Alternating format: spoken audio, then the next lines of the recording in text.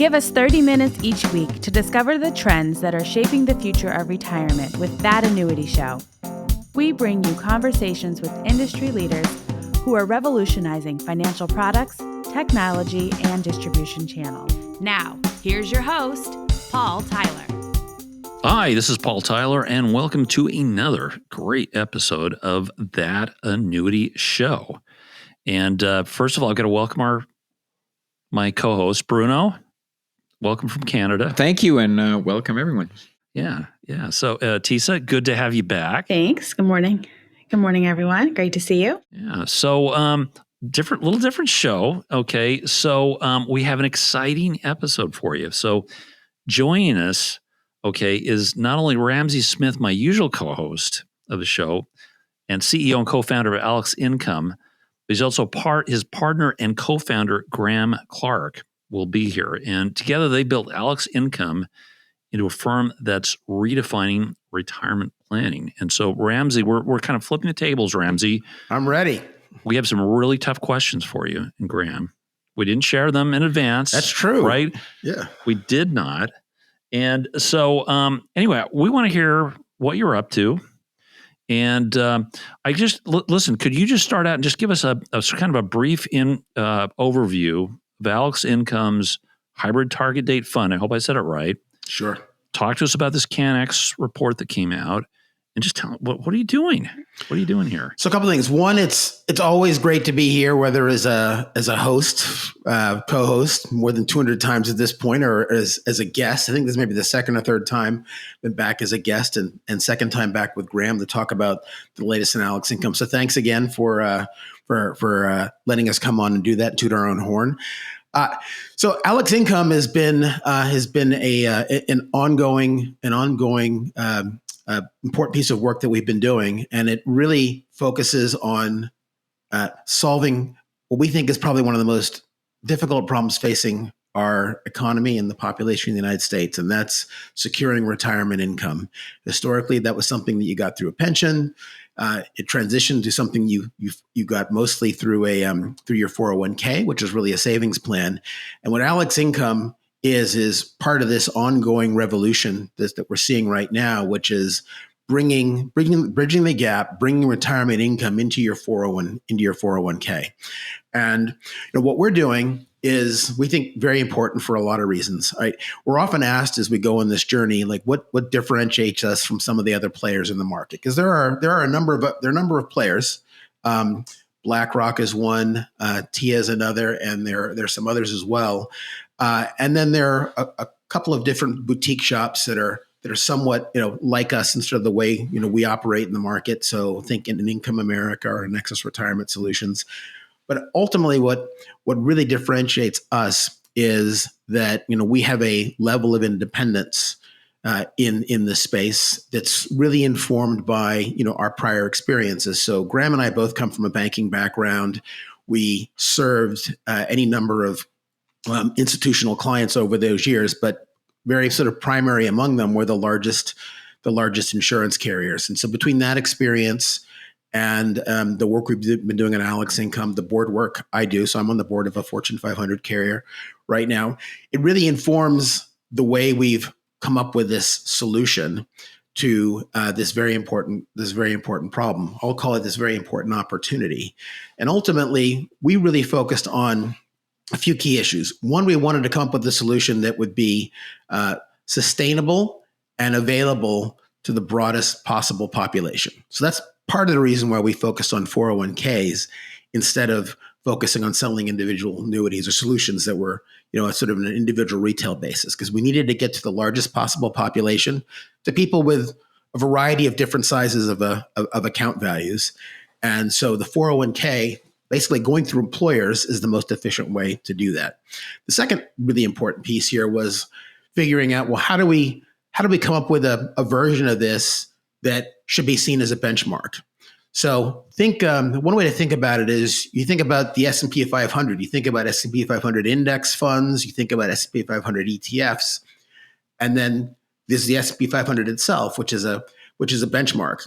So it's a standard by which everything else in the industry is in some way judged. but you can also invest in something that is essentially designed to replicate the S&P 500. So when we thought about ALEXIncome, we said, well, we want our design to be the design that virtually any insurance carrier could underwrite, so that the broadest possible audience, I should say the broadest possible group of suppliers could be there to provide it, and also something that would be very easy to communicate to plan sponsors. So that's like the companies who run the 401k plans, like the actual companies that provide the 401k plans for their employees, and for the employees themselves, for their participants. We wanted to come up with a solution that was as easy as possible for them to understand, and we wanted to create the solution that by which everybody else would be comparable. And this is a very important piece. And this is really what brings to fore what we accomplished with this CanX piece, is because what we do is we compare our solution to several other common solutions in the market, and we can show that our solution in the vast majority of cases outperforms. And we think that's very important. So I'll stop there for a second to give any questions. Okay, there's a lot. There's Sure. a lot there. Bruno is dying to unpack this. Before I pass it over to Bruno, Graham, hey, just give us your backstory, and maybe how did you find your way here? I had 25 plus years of experience in banking with several different firms. I used to compete with Ramsey, and it's a small world when you cover the insurance industry for banking. My background was sort of structuring product development and marketing, and I used to develop things for capital efficient investments like equity linked notes for insurance companies. I got involved in XXX and AXXX reserve financing for insurance companies, hedging fixed index annuities and variable annuities. Going back to 1995 was my first exposure to those markets. Also got involved in setting up offshore captives for the banks and helping carriers use those, and that evolved into M&A. So I sort of live and breathe in sort of the dark alleys of insurance, regulatory capital and reserving, and all the things that were troublesome for insurance companies. So I feel that I really know the that space pretty well. And Ramsey reached out to me, and this I'm a glass half full sort of guy. My apologies for that. Ramsey reached out I knew he was working on annuity distribution for some time after he left Goldman, and I'd had the view that retail annuities are not really a self-sustaining business by themselves, because of commission levels, the level of rates and spreads, et cetera. And there had to be a better distribution model.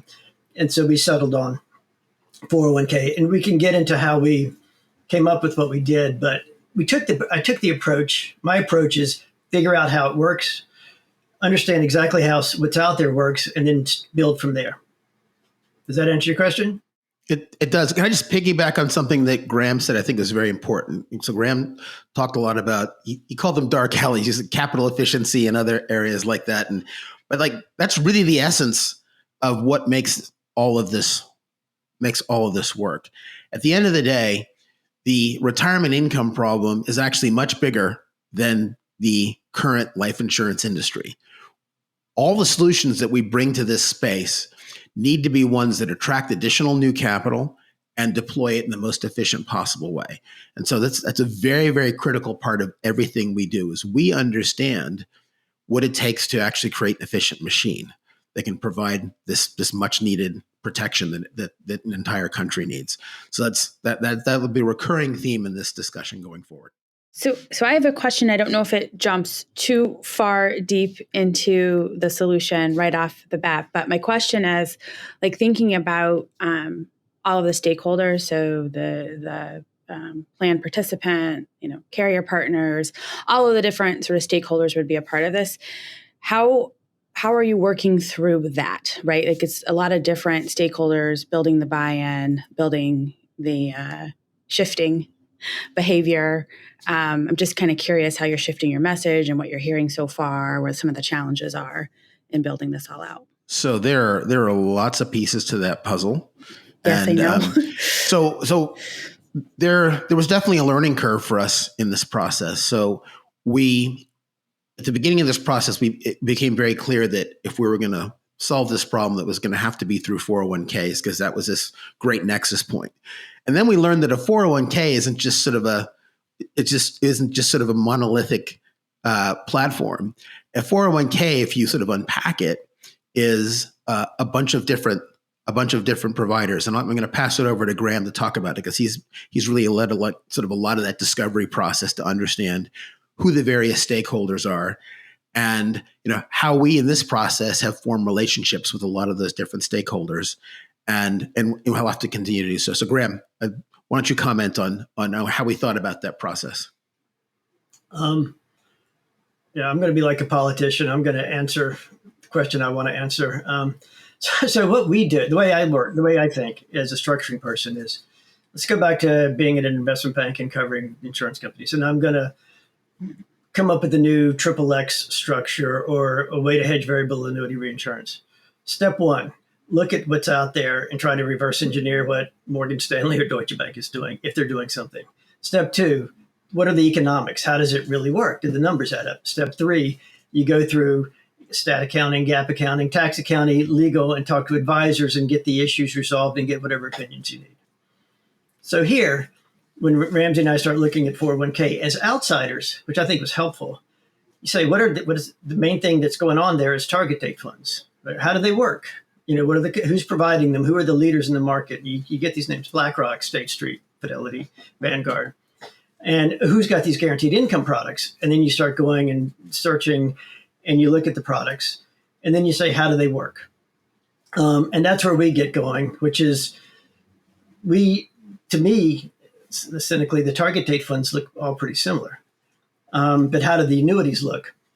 And how do we compare the annuities? And that's what our idea was. Let's take the major annuity designs and compare.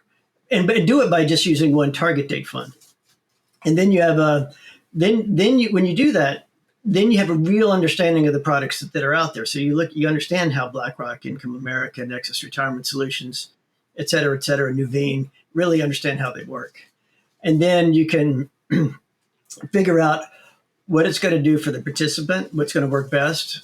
You also raise the issue. Some designs might not be as attractive to an asset manager because they're going to give up some assets earlier. You have to think about that. What's understandable? That's the biggest issue, as you guys know, being in an annuity show. In the retail, and even more in this market, people don't understand annuities. How do you explain this? How do you make it?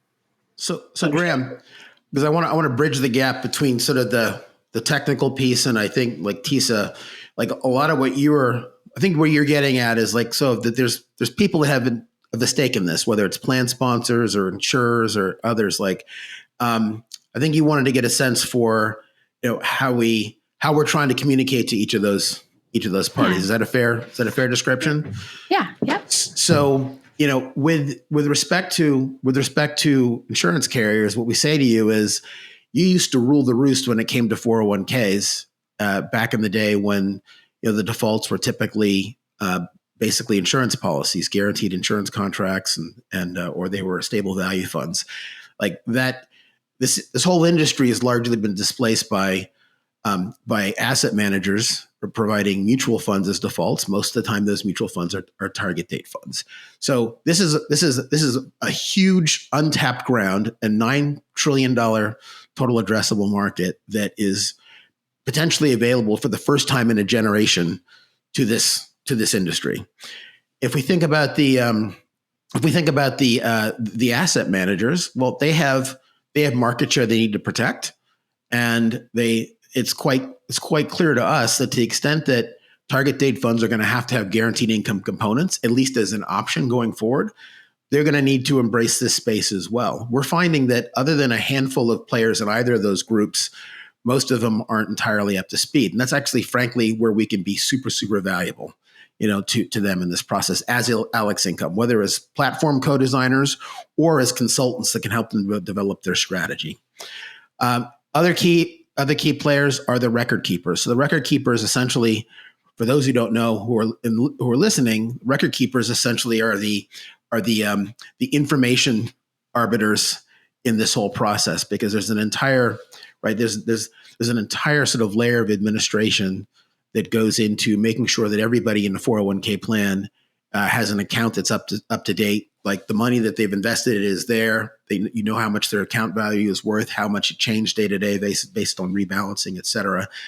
Record keepers play a very important role as a record keeper and as a gatekeeper. So bringing them along, and they're coming along in this process has been worked.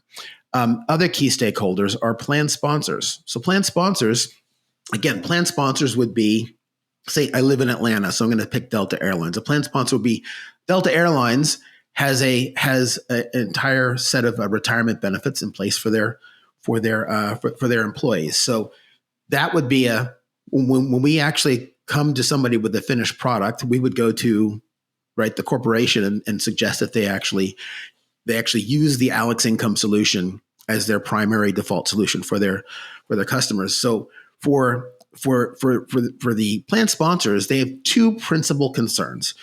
One big concern is, are the returns going to be good? And sort of corollary to that is is this a product that my consumers would want, my plan participants would want? There's a lot of survey data that's come out that suggests this is the case. And then the other thing is they have to have an investment process that they can defend in a court of law, because there's a lot of litigation that gets pointed at defined contribution plans. So that's also sort of a very important element. So that's another area.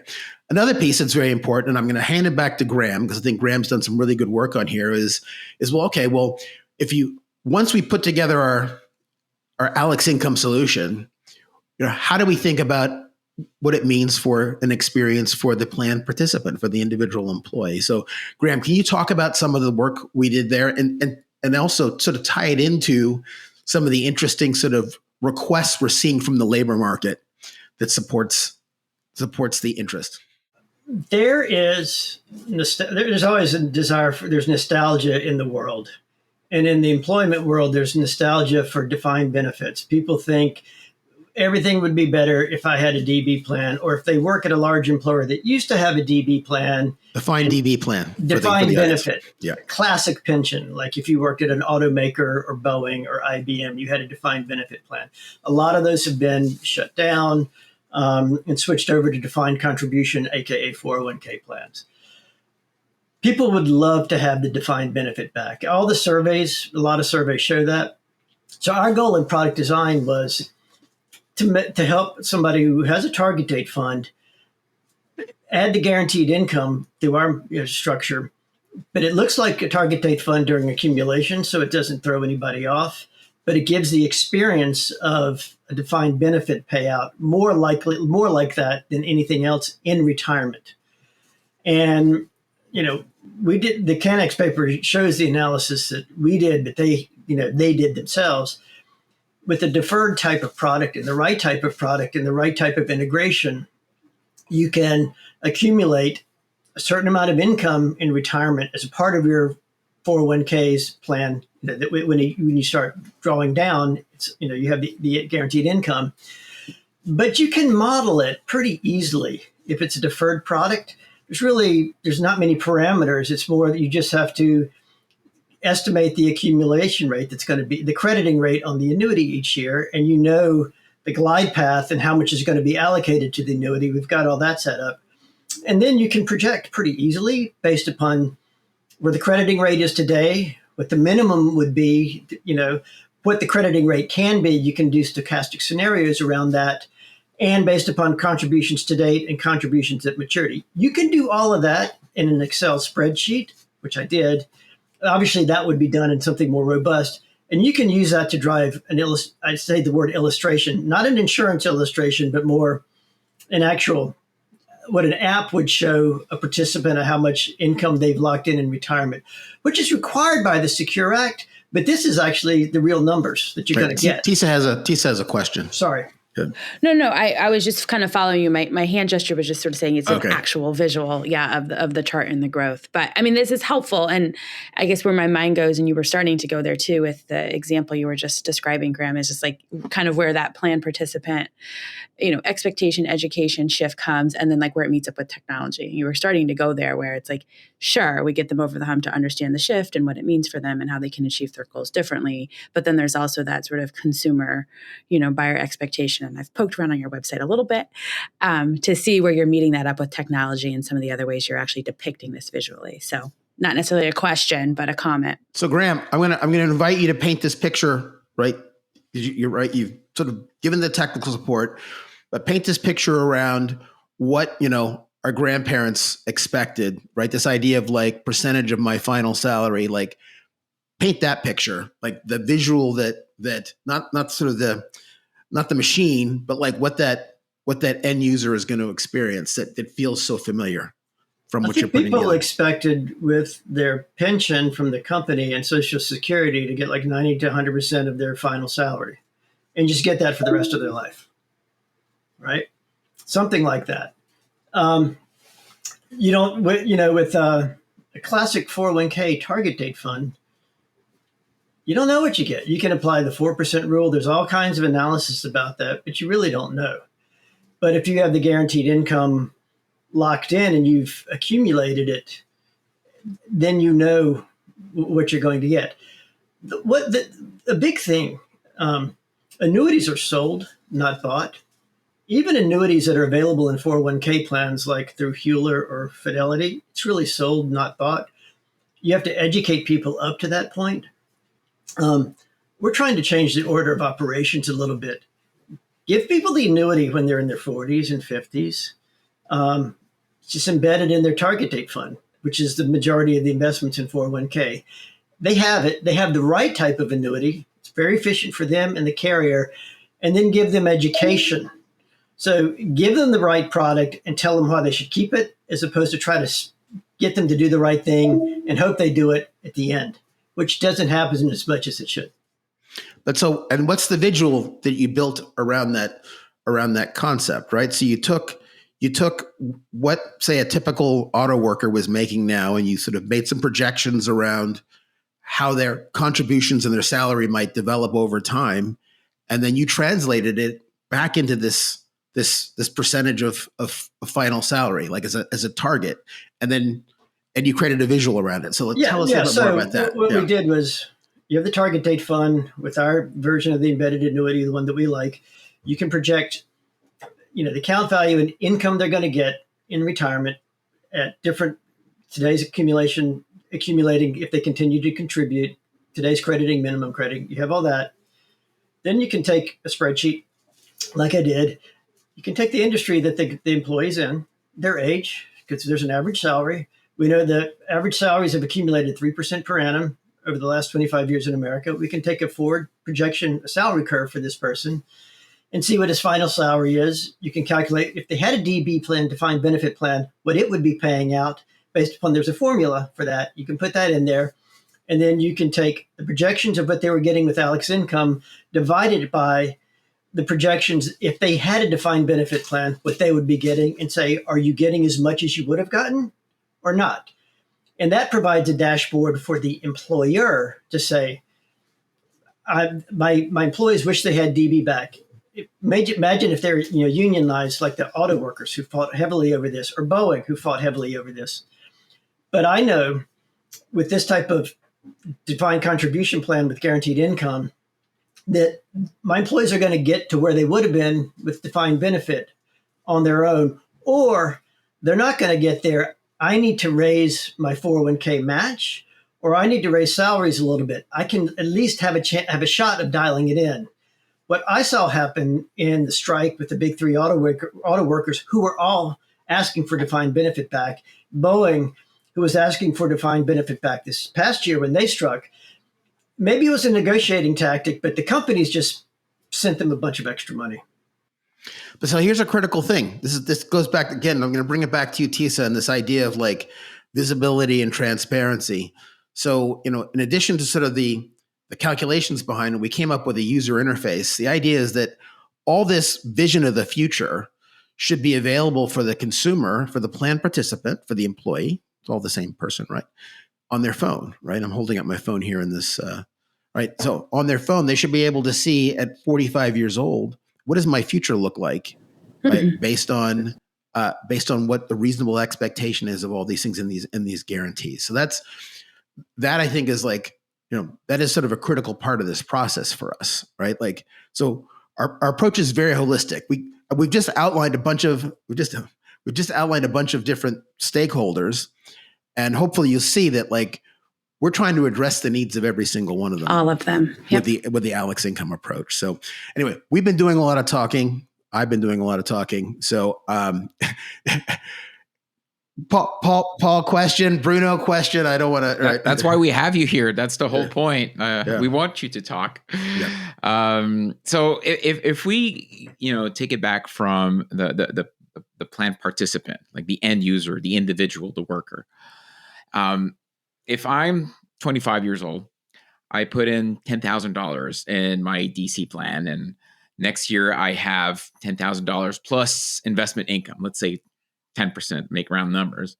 So I have $11,000 when I'm 26. And the next year I do the same thing, put another 10,000, and I, generate interest income on investment income on that account value. Now, when I'm that young, the contribution that I make really drive my account balance year after year. But when you get to a certain age, when you get close to retirement, hopefully if you've been somewhat diligent at doing this, your investment income, your returns are really having a bigger impact on your account value rather than that $10,000 contribution that you make. So when you reach that age, you get into that sentiment that, the investment income is really going to drive my retirement. Now, as you draw down money, depending on how you draw it down, the reverse happens. And when you make it to 80s and your 90s, the reverse happens, and your actual withdrawals are making the difference between, and that account value. And that's a time when you have, no flexibility. You can't just go back to work if things don't fall out. So my question is, your report does say that, those choosing to become their own investment manager and using the 4% systematic withdrawal plan have a higher probability of investment portfolio ruin. So my question is, how does guaranteed income help cope with that dynamic? In two ways. One of the weaknesses of target date funds is that when you have big market disruptions, you can have a drawdown on both the equity side and the fixed income side. So you're a young guy. Most target date funds are 90% equities and 10% fixed income all the way up to age 40. When you get to your 60s, it could be 40 to 50% fixed income and 50 to 60% equities. Target date funds drew down 30% in 2008 and 20% in 2022. If that and that's because they lost money on both the equity and the fixed income side. It's not a special sauce. It's one of the drivers, the vectors that we see in guaranteed income in the way that we do it, is that by having an annuity that's protected at book value. You're 63. You talked about it was increases your investments on investment, your return on your investments more so than your contributions. That's going on, but you're also having an increasing allocation to fixed income. Imagine you're 63. Your contributions are pretty big then, because your salary's higher, the rates are, the caps are the higher. You have 40 to 50% of your assets in fixed income, and they drop 20% or 30% at age 63. You're not going to recover by age 65. But if you have an annuity, which our strategy is having all those assets invested in annuity with book value protection, you're not going to have a drop. And there's enough of those scenarios this is the issue. There's enough of those scenarios where you have a drop in the target date fund on both equities and fixed income that are likely to happen between age 40 and 65, that by being protected at book value, you're going to have more accumulation at age 65 and you're going to have more guaranteed income. Furthermore, if you're at age 75 and you've been drawing down, if you have a 2008 event at age 75, and that's what we modeled, that's what we had Canex model. If you're doing systematic withdrawals and you've got 50% of your 401k in equities and fixed income and they both go down, you have that sequence of return issues. You will not be able to catch back up. Okay, hey, this is great. And no, Ramsey, we love you. We love to hear it.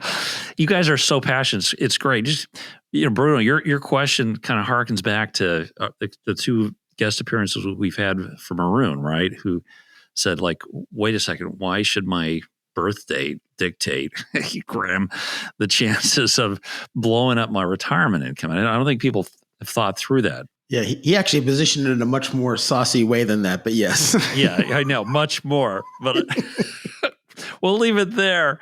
If you retired in December of 2021, you'd have 20, and you had a classic target date fund for that age, you'd have 20% more money than if you retired in December of 2022. That's just nuts, Graham. That's a great stat. You should put it up there. You should put it on your website. So let me. I've got a couple small questions here, just because this is such a complicated topic that it's easy. It's hard to know, like, who's listening and who kind of understands it. So I think if people are listening, they're scratching their heads. I would say, this. I would say this last wave of opportunity, right, Ramsey, came from out of the Secure Income Act. We actually just had a podcast we released with Cheryl Moore, talking about that. So go back, listen to a couple of episodes on the Secure Act, because this kind of sets the stage for a lot of the opportunities I think that Ramsey and Graham are talking about. But Ramsey, you hold up your phone. People will not have heard about this, but talk to me about the technology aspect of this, and also back just to connect the dots with what TISA's doing.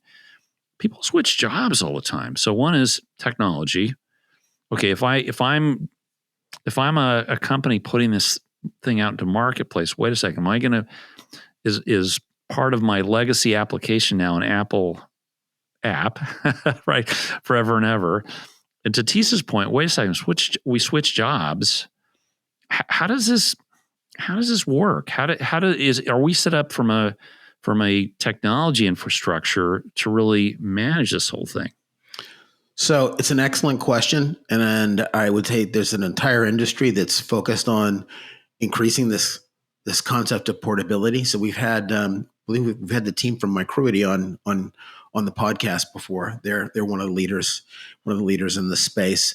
In my view, there's a lot of different elements to this, right? So part of it is technology. Part of it is designing products that are as generic as possible. Remember, I earlier in my conversation, I said that the biggest constraint here is volume of capital, not sort of being unique. I think we're an industry that strives very hard to create sort of unique and innovative products so you can differentiate yourself against your competition. And that's a very natural tension, I think, in the traditional retail annuity business. I think in this business, we should be trying to genericize things as much as possible and move more and more towards open architecture. Because to the extent that you do that, then that with continually improving technology will make issues around portability as you move from one job to another and either decide to bring exposure with you or consolidate it. Our approach, we think, actually sort of maximizes that possibility.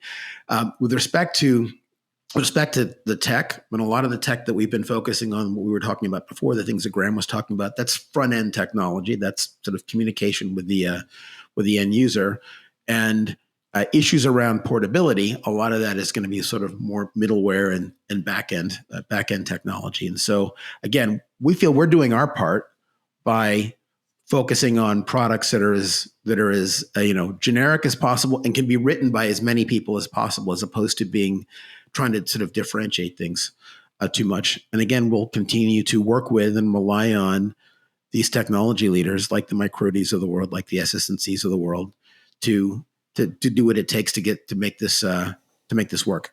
Like the zinnias, perhaps. The zinnias. Okay, let's open that up. Let's open that up. 100%.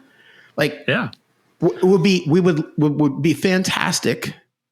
Be fantastic to see Zinnia do more in this space, and we would be well positioned to help you figure out how best to do that. So 100%. Great lead in, Paul. One of the drivers we think this is more profitable for carriers than individual annuities. One of the reasons is no commission. Second reason is administrative costs for group is lower than individual. Okay. That's why when in our pitch decks I have a medal table like in the Olympics, and you see these carriers. Lincoln Nationwide have 4 or 5 products in the market. Teachers has 5 products in the market. On down, Pru just added a third a week. They've got 3 products in the market. If you can get products distributed, work with an asset manager and get stuff in 401k, you have to do it. It's profitable. Yeah, well, I think we have an interesting architecture for policies that would actually work well in this space. And I think this is something I want to explore a little more. Blockchain, right, Bruno? Have you heard of any company? Actually, insurance companies using blockchain, I don't know, in the last 5 years, really putting it in production? No? Yes? No? That would be a no. No, okay. I come here to this company. We actually. Well, I haven't been on the technology forefront. It is something that, we talk about, but you're much closer to the topic than I am. Well, this is interesting because Zinnia actually built a new admin platform called Zahara, this blockchain enabled. Okay, and I've got to tell you, I was a skeptic. Okay, coming like, why do I care, Ramsey? Do I care what database my policy sits on? Well, the more I've dug into this, Graham, you'd appreciate this. Is I think what this architecture does is allow you to aggregate all the transactions in one place. Because Ramsey, you think about all the partnerships that have to go in, and I say, well, where's my money? Where's this thing? Right now, even with a typical annuity system, you're going over to a policy admin system. You're going to a remittance system. You're really maybe at the moment you can put together what happened with this particular account. But if now you move one piece to another vendor because somebody switched employment, boy, that's complicated. So I do think the answer, Ramsey's got to be something in some central type repository. Absolutely. That is more related to the person than it is to the 5 or 6 companies involved in the process. Absolutely. The person should be able to roam the earth and potentially anonymously with all of their KYC sort of built in without their name, right? And be able to interact with, all the various potential vendors out there. I mean, the systems the record systems have to be a lot more simple, I think, to manage something like this, for it to be portable, for it to manage and know what do we promise TISA, 20 years ago, 5 companies back. One thing I would like to address TISA's question is we have these integrated firms. As all the top record keepers, and that's a very consolidating business, they're all onboarding products now. I think Empower's got 5 products. They've got their own design. Fidelity has 3 or 4. Voya Principal has at least 3. Alight has several. Bank of America has certainly onboarded the BlackRock product. And we know that every one of the top 10 is onboarding several of these. And record keepers did not want to do this a few years ago. Now they know they have to do this because this is the future. Once these record keepers have onboarded a number of products and the product providers are connected to all the record keepers through SS&C, Microity, or IPX. It's just like if you worked at Citigroup, where I used to work, and you had a target date fund. You were in their default, which is LifePath, BlackRock's LifePath, and you went to work to Bank of America Merrill Lynch, and their default was Vanguard's target date fund. You could just move your money over, and there's not that big of a difference between the BlackRock and the Vanguard target date fund. You're fine. If all the record keepers have a number of guaranteed income designs, when you move from one company to the other, first of all, under the Secure Act, you can take your annuity out as an individual annuity and keep that, although you lose the ability to contribute pre-tax to it. But you're likely to find wherever you land, that plan is going to have access to another target date fund that's got a guaranteed income option that you can roll into. And that's where all this is going. And it's moving pretty quickly. The explosion, 2024 was an explosion of product designs and launches in this space. And that's, and it's going to continue. Now, can we talk about Canex and what we actually did, the analysis and why we did it and what it shows? Rock and roll. Should I go? Yeah, go. Let's. You know what I would do? Give us a synopsis, and we'll absolutely put the links here, Graham. I know we're kind of getting towards the top of our time, but this is it. Maybe Ramsey, this is even a part 2. Maybe this is a teaser, Graham, as to what we might want to cool cover here. So I'll try to do this quickly. I tend to get long-winded.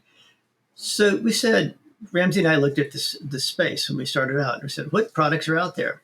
And there were several different companies, and we looked at them. Well, this is basically a deferred annuity that's embedded in a target date fund. You start allocating money to it at a certain age.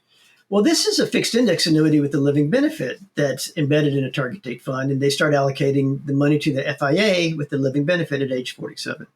Oh, well, this is a variable annuity guarantee that's attached to a target date fund where they start adding the variable annuity guarantee at age 48. Oh, well, these things are just simply, you're invested in a target date fund and you're buying a SPIA with the fixed income money at age 65. Okay, well, how do we compare all these things? We also had an idea, just because of our background in derivatives, what should outperform. But we built some models and said, let's identify the annuity, what it's doing. So let's just take one target date fund glide path, like Vanguard's, which starts at 90-10, equity fixed income, ends up at 50-50, equity fixed income at 65, it's all index. And let's attach the different annuity chassis the way these products in the market are doing it, okay? And model that. Let's model the base case. Let's take a Vanguard target date fund and you buy a SPIA at market with your fixed income money at age 65. And when you run scenarios on that, whatever interest rate you're at age 65, that defines the SPIA pricing. And then we sort of cottoned on to an annuity design that's very similar to what Teachers is using, a very wonderful design. And we said, our idea was, I was like, I bet if you have that annuity design that has book value for cash surrender at any year, if you put that into the target date fund earlier, I bet that would do really well.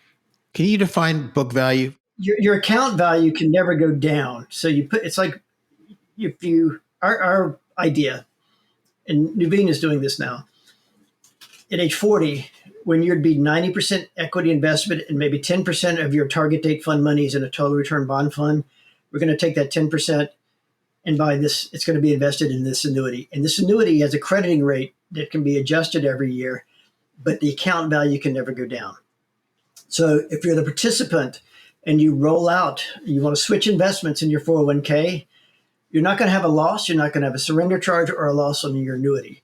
And there's some features about the product design and the way money moves in 401k that allows the carrier to offer that. And let's just be pretty clear here. So in a traditional target date fund, you would be in stocks and bonds. In this case, we're in stocks and annuities. If interest rates go up, as we saw in 2022, as we saw in 2008, like the value of those bonds goes down, but the value of the annuity does not. So that's the key thing is that replacement. You're removing the interest rate risk, right? Like I go out to the market and buy I cash out of my 401k tomorrow and buy the SPIA, right, Graham? My income's dependent on what the interest rate happens to be. So it's kind of the converse of potentially the equity risk, correct? Right. That's right. There's some features that exist to protect the carrier at the group level, but at the participant level, they're protected at book value. So we did that. And so what we said is, let's line all these up and then run a bunch of stochastic scenarios and see how they perform. Now, here's the critical part. You have a product where you're taking target date fund buying a SPIA at the end, a target date fund where you're rolling into a deferred at age, in our case, 40, 45. You have a target date fund where you're wrapping the whole thing with a VA guarantee, with a 5 for life, let's say. How do you compare those? It's sort of apples to oranges or oranges to grapefruit. And that's where Canex really added some value.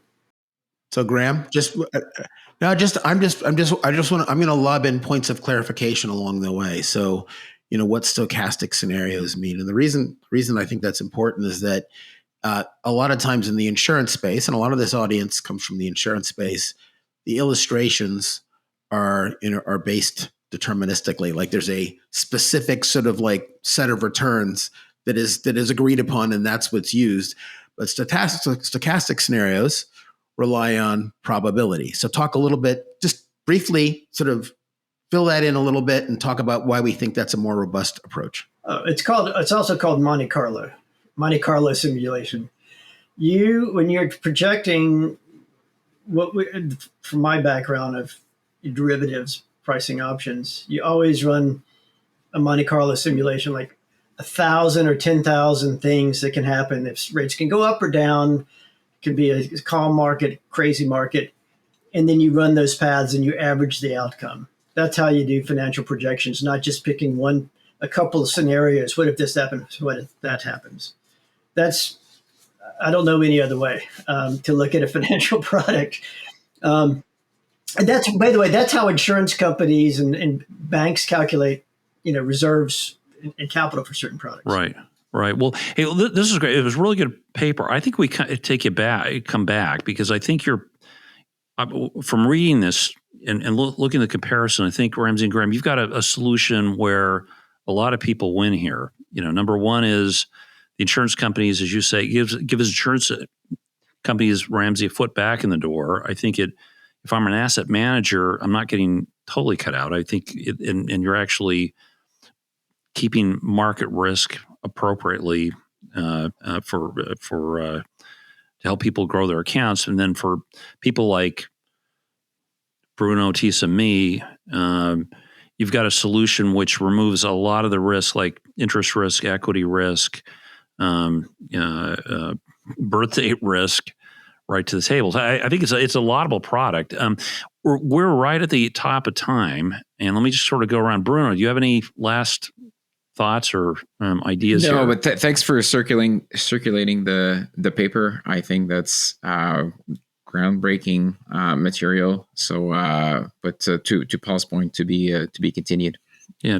Tisa, are you ready to click the box and put the money in? Yeah, I mean, I definitely see value in a part two, and I kind of understand this idea of the people's expectations to what's actually playing out. So, reinstilling this idea of confidence around knowing what is going to happen or what it's going to look like in that 20, 30, 40 year, horizon, met up with technology and some of the other things we talked about. So I look forward to future conversations.